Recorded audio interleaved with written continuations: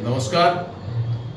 आज भारत सरकार कैबिनेट समग्र भारत में 57टी केंद्रीय विद्यालय को मंजूरी देथिबा बेले नीलगिरी में एक नूतन केंद्रीय विद्यालय पाई मंजूरी मिली।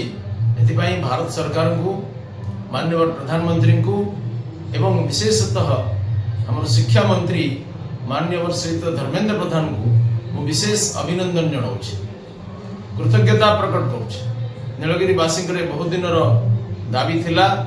मु बारंबार विभिन्न शिक्षा मंत्री मान चिठी लिखी एवं मु नीलगिरी, जलेश्वर एवं बेतनटी तीनोटी केंद्रीय विद्यालय करने माननीय मंत्री सहित आलोचना करी। प्रथम पर्यायर गोटे मंजूरी पाई। परवर्ती समय अन्य केंद्रीय विद्यालय जलेश्वर इत्यादि को दिज्व बोली माननीय मंत्री प्रतिश्रुति देते।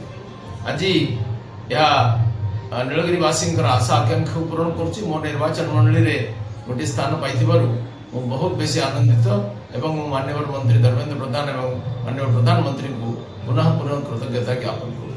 नमस्कार।